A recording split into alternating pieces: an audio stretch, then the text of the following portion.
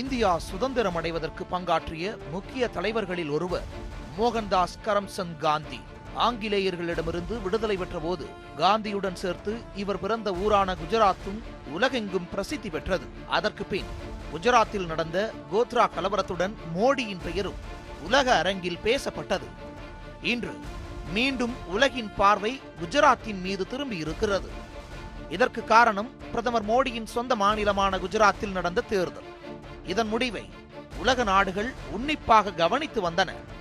பிரதமர் மோடியின் செல்வாக்கு மீண்டும் பாஜகவின் வெற்றிக்கு வழிவகுத்ததா என்ற கேள்வியுடன் ஒட்டுமொத்த இந்தியாவும் இந்த தேர்தலை பார்வையிட்டன. சுதந்திரத்திற்கு பிறகு மொழிவாரியாக மாநிலங்கள் பிரிக்கப்பட்டன. 1960ஆம் ஆண்டு ஒருங்கிணைந்த பம்பாய் மாநிலம் இரண்டாக பிரிக்கப்பட்டது. அதில் ஒன்று மகாராஷ்டிரா, மற்றொன்று குஜராத். தனி மாநிலமாக பிரிக்கப்பட்ட குஜராத்தில் நடந்த முதல் தேர்தலில் காங்கிரஸ் வெற்றி பெற்று ஆட்சி அமைத்தது. அப்போது ஒரு சில மாநிலங்களை தவிர நாடெங்கும் காங்கிரசின் ஆட்சியே நடந்து வந்தது. குஜராத்தின் முதல்வராக ஜிவ்ராஜ் நாராயண் மேத்தா பதவியேற்றிருந்தார். அதன் பிறகு காங்கிரசின் ஆட்சி எந்தவித ஆர்ப்பாட்டமும் இன்றியே 1969ஆம் ஆண்டு வரை நடந்து வந்தது. அந்த ஆண்டு இந்திரா காந்தி, மொராஜி தேசாய் தலைமையில் காங்கிரஸ் 2 அணிகளாக உடைந்திருந்தது. குஜராத்தில் ஆட்சி நடத்தி வந்த காங்கிரஸ் தலைவர்கள் மத்தியில் யாருக்கு பதில் சொல்வது என்பது குறித்து தெளிவில்லாமல் இருந்தனர். இந்த நிலையில் இந்துத்துவா அமைப்பான RSS குஜராத்தில் வேரூன்ற தொடங்கி இருந்தது. அதேபோல் இஸ்லாமியர்களின் உரிமைகளை பாதுகாப்பதற்காக சில அமைப்புகளும் உருவாகி இருந்தது. RSS மற்றும் இஸ்லாமிய அமைப்புகளின் தலைவர்களும் பிரிவினை உண்டாக்கும் விதத்தில் பரப்புரைகளை நிகழ்த்தி வந்தனர். இதன் விளைவாக மாபெரும் மதக்கலவரம் குஜராத்தில் அரங்கேறியது. அதில் 600க்கும் மேற்பட்டவர்கள் கொல்லப்பட்டனர். 1969ஆம் ஆண்டு மத ரீதியாக நடைபெற்ற கலவரங்கள் மெல்ல மெல்ல குஜராத்தில் மத அடிப்படையிலான அரசியல் வளர்வதற்கு அடித்தளமாக அமைத்தது.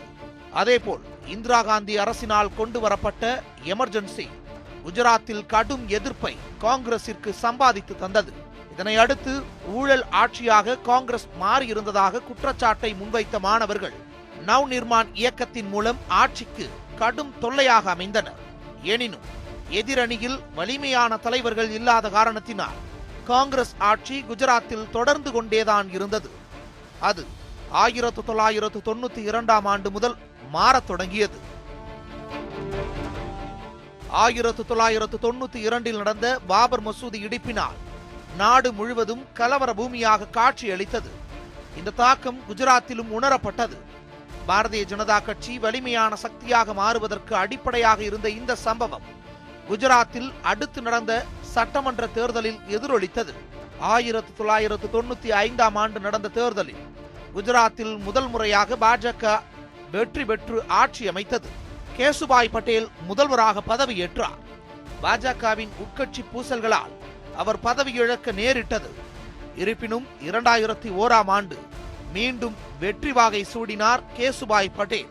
அடுத்த 5 ஆண்டுகள் குஜராத்தை ஆளப்போகிறோம் என்று நினைத்த கேசுபாய்க்கு இடி ஒன்று காத்திருந்தது.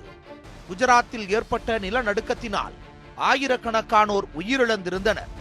அதனை அடுத்து மீட்பு நடவடிக்கைகளில் கேசுபாய் அரசு காட்டிய மெத்தனம் கடும் விமர்சனத்துக்குள்ளானது. மேலும் நிவாரணத் தொகையில் நடந்த முறைகேடுகள் கேசுபாய் அரசு மீதான நம்பிக்கையை கேள்விக்குறியாக்கியது.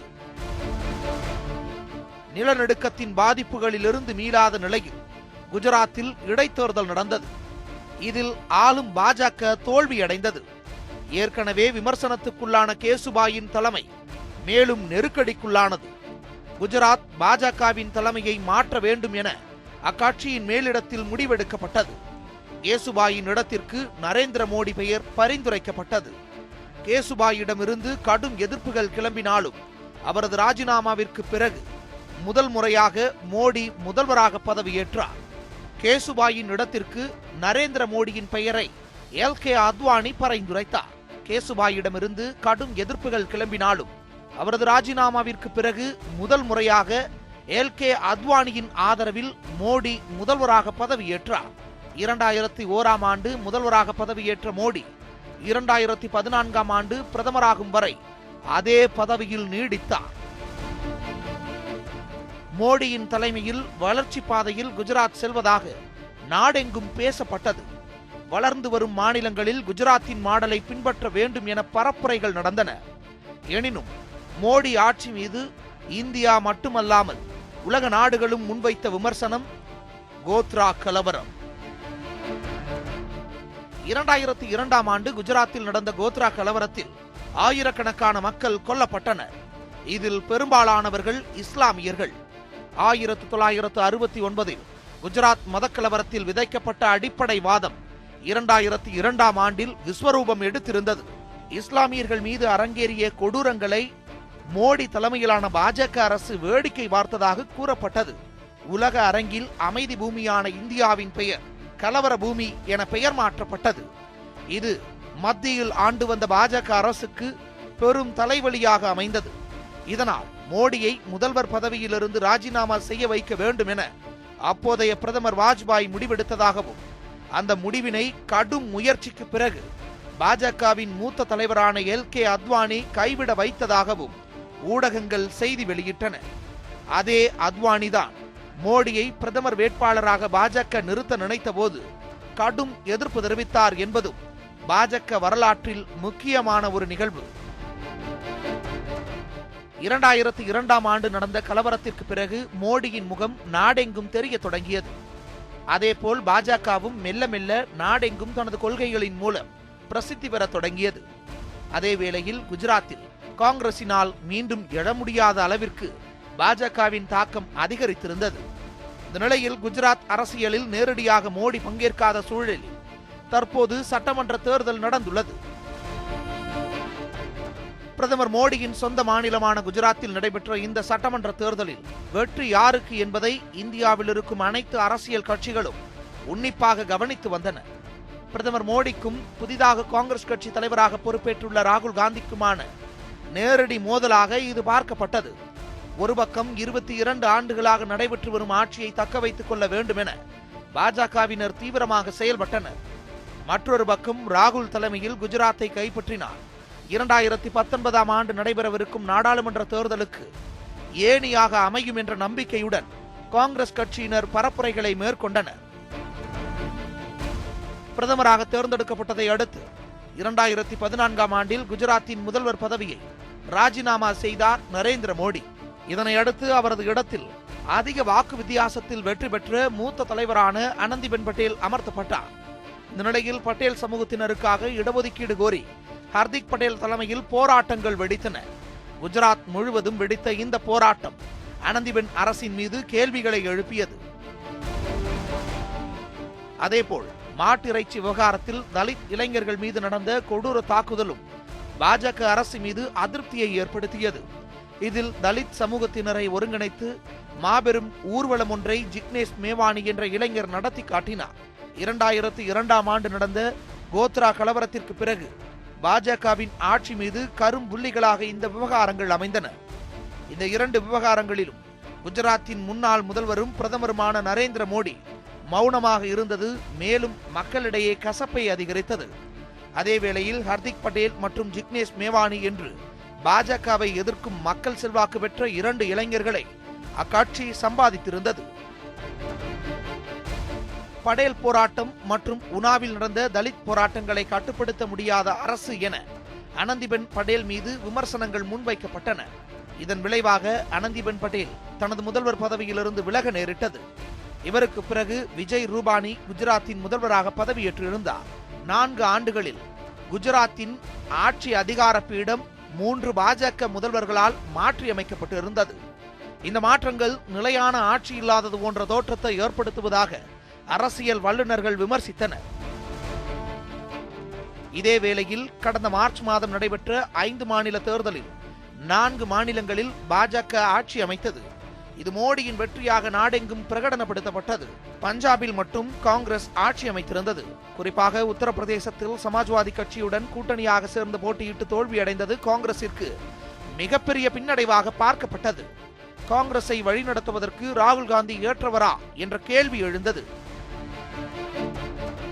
பணமதிப்பிழப்பு நடவடிக்கைக்கு பிறகு பாஜகவின் செல்வாக்கு அடிபடும் என பேசப்பட்ட நிலையில் 5 மாநில தேர்தலில் பாஜகவின் மாபெரும் வெற்றி காங்கிரசாருக்கு ஆச்சரியத்தையும் அதிர்ச்சியையும் ஏற்படுத்துவதாக அமைந்தது. மோடியின் புகழ் சரியவில்லை என்பதை உணர்த்துவதாகவும் அமைந்தது. வரிசையாக வெற்றிகளை குவித்து வந்த பாஜகவிற்கு அடுத்த பலப்பரட்சியாக அமைந்தது குஜராத்தில் நடந்த 3 இடங்களுக்கான மாநிலங்களவை தேர்தல். இதில் 2 இடங்களுக்கு பாரதிய ஜனதா கட்சி சார்பில் தேசிய தலைவர் அமித்ஷாவும் மத்திய அமைச்சர் ஸ்மிருதி இரானியும் போட்டியிட்டு வெற்றி பெற்றனர். 3வது இடத்துக்கு காங்கிரஸ் சார்பில் அகமது பட்டேல் போட்டியிடுவதாக அறிவிக்கப்பட்டிருந்த நிலையில் காங்கிரஸ் சார்பில் சட்டமன்ற எதிர்க்கட்சி தலைவராக இருந்த சங்கர் சிங் வகேலா கட்சியிலிருந்து விலகுவதாக அறிவித்தார். அதே வேளையில் குஜராத் காங்கிரசின் கொறடா பல்வந்த் சிங் ராஜ்புத் உட்பட 5 எம்எல்ஏக்கள் பாரதிய ஜனதா கட்சியில் இணைந்தனர். குஜராத் சட்டமன்றத்தில் 57 எம்எல்ஏக்களாக இருந்த காங்கிரசின் பலம் 51ஆக குறைந்தது. புதிதாக பாஜகவில் இணைந்த பல்வந்த் சிங் ராஜ்புத் காங்கிரசின் அகமது பட்டேலை எதிர்த்து போட்டியிடுவதாக அறிவித்தார். இந்த நிலையில் அகமது பட்டேலுக்கு தேவையான வாக்குகள் பெறுவதில் சிக்கல் ஏற்படும் சூழல் உருவாகும் என்பதால் 51 காங்கிரஸ் எம்எல்ஏக்களும் பெங்களூரு ரிசார்ட்டில் தங்க வைக்கப்பட்டனர். இந்த சம்பவத்தை தொடர்ந்து குஜராத்தின் கூவத்தூர் பெங்களூர் என்று அரசியல் விமர்சகர்கள் கருத்து தெரிவித்தனர். காலியான 3வது இடத்துக்கு நடந்த இந்த விறுவிறுப்பான போட்டியில் அகமது பட்டேல் வெற்றி பெற்றதாக அறிவிக்கப்பட்டது. அமித்ஷாவும் ஸ்மிருதி இரானியும் வெற்றி பெற்றாலும் காங்கிரசின் அகமது பட்டேல் வெற்றி பெற்றது குஜராத்தில் பாஜகவின் வலிமையை அசைக்க முடியும் என காங்கிரஸ் கட்சிக்கு நம்பிக்கை கொடுப்பதாக அமைந்தது. குஜராத் சட்டமன்ற தேர்தல் நெருங்கும் வேளையில் இந்த தோல்வி பாஜகவை சிறிது ஆட்டம் காண வைத்தது. தேர்தல் திட்டங்களை மறுபரிசீலனை செய்ய தொடங்கியது பாஜக. 20 ஆண்டுகளுக்கு மேல் குஜராத்தில் ஆட்சியை பிடிக்காத காங்கிரஸ் கட்சியினர் இம்முறை பாஜக அரசுக்கு எதிராக கிளம்பியுள்ள எதிர்ப்பு அலைகளை சாதகமாக பயன்படுத்திக் கொண்டு வெற்றி பெற வேண்டும் என்ற முனைப்புடன் செயலாற்ற தொடங்கினர். குஜராத்தில் வெற்றி பெற்றால் மோடியின் கோட்டையிலேயே புகுந்து காங்கிரஸ் கொடியேற்றி விட்டது என்ற பெயர் வாங்கலாம் என தேர்தல் திட்டங்களை காங்கிரசார் வகுக்க தொடங்கினர். காங்கிரஸ் கட்சியின் மூத்த தலைவர்களில் பலர் குஜராத்திலேயே முகாமிட்டு பிரச்சாரம் செய்தனர். பாஜகவுக்கும் ஹர்திக் பட்டேலுக்கும் நடுவே ஏற்பட்ட பிரச்சனையை வைத்து பட்டேல் சமூகத்தினரின் வாக்குகளை பெற காங்கிரசார் ஹர்திக்குடன் பேச்சுவார்த்தை நடத்தினர். அந்த சந்திப்புக்கு அடுத்து பாஜக தனது தேர்தல் பிரச்சாரத்தை ஆக்ரோஷமாக்கியது. குஜராத் தேர்தல் குறித்து முன்னாள் பிரதமர் மன்மோகன் சிங் பாகிஸ்தானுடன் பேச்சுவார்த்தை நடத்தியுள்ளார் என்று மோடி பகிரங்கமாக குற்றம் சாட்டினார். மாநிலங்களவை தேர்தலில் பாஜகவை ஆட்டம் காண வைத்த அகமது பட்டேலை முதல்வராக்க முயற்சிக்கிறார்கள் என்றும் அவர் புகார் தெரிவித்தார். பிரதமர் மோடியின் இந்த ஆவேச பேச்சுகள் பிரிவினைவாதத்தை ஊக்குவிக்கும் நோக்கத்துடன் பேசப்பட்டது என சமூக வலைதளங்களில் நெட்டிசன்கள் பதிவிட்டனர். மேலும் மோடியின் இந்த பேச்சுகள் காங்கிரஸ் மட்டுமல்லாது பல்வேறு கட்சி தலைவர்களின் கண்டனத்தையும் பெற்றது. இதற்கு பதிலளித்த ராகுல் காந்தி அமித்ஷா மகன் மீது உள்ள ஊழல் விவகாரத்தில் மௌனமாக இருக்கும் மோடி எந்த ஒரு ஆதாரமும் இன்றி அபாண்டமாக மன்மோகன் பற்றி பேசியுள்ளதாக கண்டனம் தெரிவித்தார்.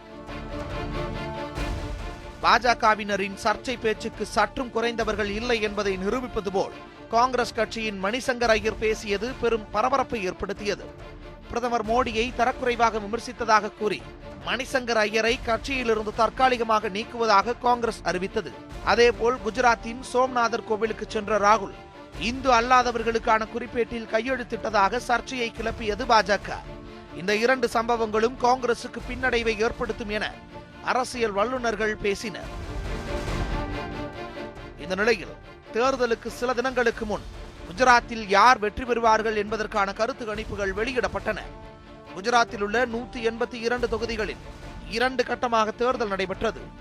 இதில் ஆளும் பாஜக 118 முதல் 134 இடங்களில் வெற்றி பெறும் என்றும் காங்கிரஸ் கட்சி 49 முதல் 61 இடங்கள் வரை வெற்றி பெறும் என்றும் டைம்ஸ் நவ் மற்றும் BMR இணைந்து நடத்திய கருத்து கணிப்பில் தெரிவிக்கப்பட்டது.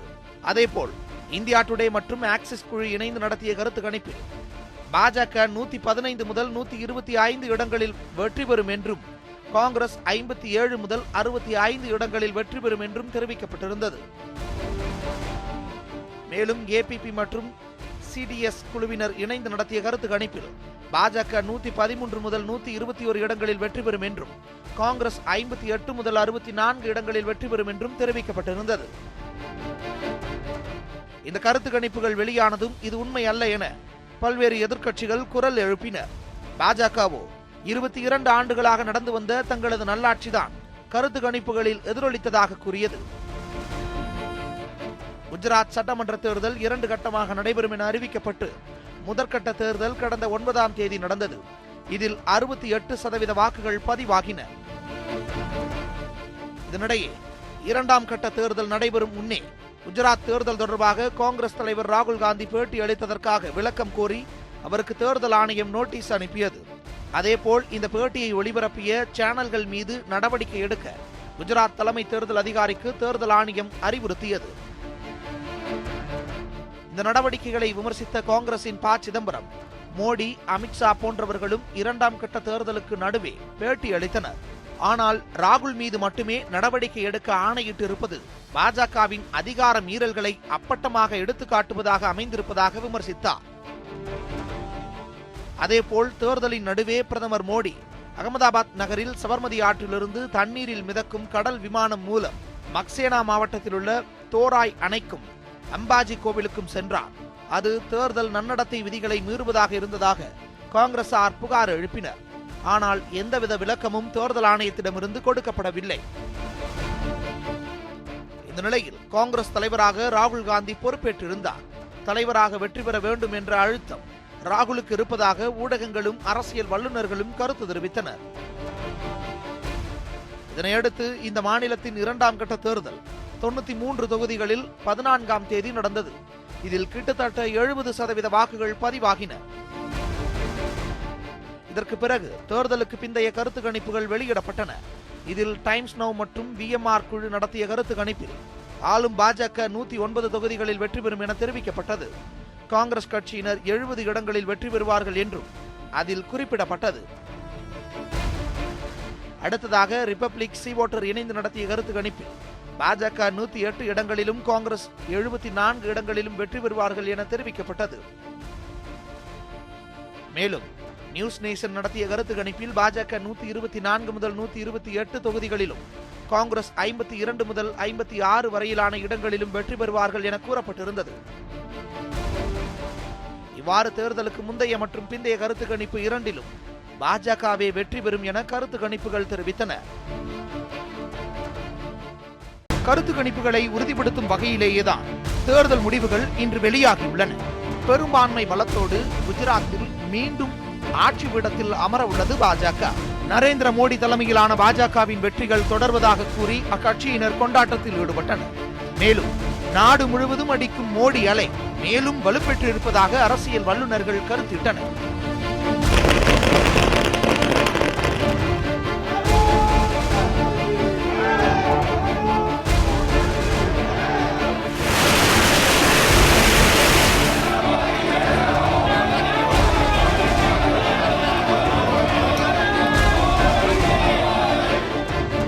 இந்த நிலையில் தோல்வியை தழுவினாலும் சென்ற முறை வென்ற தொகுதிகளை காட்டிலும் அதிக தொகுதிகளில் தற்போது வெற்றி பெற்றிருப்பதை நேர்மறையாக எடுத்துக் கொள்கிறோம் என காங்கிரஸ் தலைவர்கள் தெரிவித்துள்ளனர். வாக்கு எண்ணிக்கை குறித்த தகவல்கள் வெளிவர தொடங்கியதும் பாஜகவிற்கு வெற்றி என்ற செய்தி நாடெங்கும் பரவியது.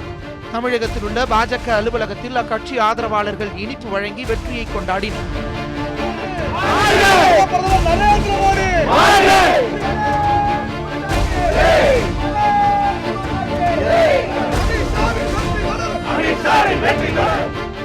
அதேபோல் குஜராத்தில் பெற்ற வெற்றியை தொடர்ந்து தமிழகத்திலும் பாஜக மலரும் என்று தமிழக பாஜக தலைவர் தமிழிசை சவுந்தரராஜன் தெரிவித்தார். இது மிகப்பெரிய மாற்றத்தை தமிழக அரசியலிலும் ஏற்படுத்தும். வட இந்தியாவில் குஜராத்தில் தொடர்ந்து கொண்டிருக்கின்ற வெற்றி தமிழகத்திலும் தொடரும் அளவிற்கு எங்களது பணி இருக்கும். இன்னும் சொல்ல போனால் எதிர்க்கட்சிகள் எல்லாம் வாயடைத்து போயிருக்கிறார்கள் என்பதுதான் உண்மை. இந்த நிலையில் காங்கிரஸ் கட்சி தோல்வியுற்றாலும் குஜராத்தில் முன்பை விட கணிசமான அளவிற்கு காங்கிரஸ் கட்சி முன்னேறி இருப்பதாக அக்கட்சி தலைவர்கள் தெரிவித்தனர். இதற்கு காரணம் காங்கிரஸ் தலைவராக புதிதாக பொறுப்பேற்றிருக்கும் ராகுல் காந்தியின் தாக்கம் என்று காங்கிரஸ் தலைவர்களில் ஒருவரான சசி தரூர் தெரிவித்தார். இருப்பினும் ராகுல் தலைவராக பொறுப்பேற்றிருக்கும் வேளையில் இந்த தோல்வி அவரது தலைமைக்கு ஏற்பட்ட பின்னடைவுதான் என்பதை மறுக்க முடியாது என்று அரசியல் விமர்சகர்கள் பதில் கருத்து தெரிவித்தனர். குஜராத் மற்றும் இமாச்சல் பிரதேசத்தில் கிடைத்த வெற்றியை தொடர்ந்து 19 மாநிலங்களில் பாஜகவின் கொடி பறக்கவிருக்கிறது. இந்த விஸ்வரூப வளர்ச்சிக்கு மோடியின் சுனாமி போன்ற அலைதான் காரணம் என மூத்த பாஜக தலைவர்கள் கூறி வருகின்றனர். கடந்த 2014ஆம் ஆண்டு நடைபெற்ற நாடாளுமன்ற தேர்தலுக்கு முன் 5 மாநிலங்களில் மட்டுமே பாஜகவின் ஆட்சி நடந்து வந்தது. ஆனால் 3 ஆண்டுகளில் பாஜக 19 மாநிலங்களை ஆண்டு வருகிறது. இந்த வளர்ச்சிக்கு பாஜகவை பாராட்ட வேண்டிய நேரத்தில் பாஜகவிற்கு எதிரணியான காங்கிரஸ் கட்சி சரியாக செயல்படவில்லை என்பதை சுட்டிக்காட்ட வேண்டியிருப்பதாக அரசியல் வல்லுநர்கள் கருத்திட்டுள்ளனர். இதே நிலை நீடிப்பதை தடுப்பதற்காக காங்கிரஸ் புதிய உத்வேகத்துடன் களமிறங்க வேண்டிய கட்டாயத்தில் இருப்பதாக அக்கட்சி தலைவர்களே கருத்து தெரிவித்து வருகின்றனர். குறிப்பாக மோடியின் செல்வாக்குக்கு சவால் விடும் வகையில் ராகுல் காந்தி அரசியல் முதிர்ச்சி அடைய வேண்டும் என்றும் சிலர் தெரிவித்துள்ளனர். 2018ஆம் ஆண்டில் 5 மாநிலங்களில் சட்டமன்ற தேர்தல் நடக்கவிருக்கிறது. இதில் ஆட்சியை தக்க வைத்துக் கொள்ள வேண்டும் என்று பாஜகவும் கையை விட்டு போன மாநிலங்களை மீண்டும் கைப்பற்றும் நோக்கத்துடன் காங்கிரஸ் கட்சியும் களமிறங்கும் என எதிர்பார்க்கப்படுகிறது. இந்த தேர்தல்களும் மோடி வெர்சஸ் ராகுல் என்றே ஒப்பிட்டு பார்க்கப்படும். இதில் மோடி அலை மீண்டும் அடித்தார் வரும் 2019ஆம் ஆண்டு நடக்கவிருக்கும் நாடாளுமன்ற தேர்தலை பெரும் பலத்துடன் பாஜகவினர் எதிர்கொள்வார்கள். அதே வேளையில் காங்கிரஸ் இந்த சட்டமன்ற தேர்தல்களில் வெற்றி பெற வேண்டிய கட்டாயத்தில் இருப்பதாக அரசியல் விமர்சகர்கள் தெரிவித்துள்ளனர். குஜராத்தின் தேர்தலை 2019ஆம் ஆண்டின் நாடாளுமன்ற தேர்தலுக்கான பயிற்சியாகவே பாஜகவும் காங்கிரஸ் கட்சியினரும் அணுகினர். பிரதமர் மோடியின் இந்த வெற்றியின் மூலம் பாஜகவின் ஒருங்கிணைந்த பாரதம் என்ற கொள்கை மேலும் வலுப்பெற்றுள்ளது. அதே வேளையில் அந்த கட்சியை எதிர்க்க வேண்டிய ராகுல் காந்தியின் காங்கிரஸ் மீண்டும் தனது திட்டங்களை புதிதாக வகுக்க வேண்டிய கட்டாயத்துக்கு தள்ளப்பட்டுள்ளது.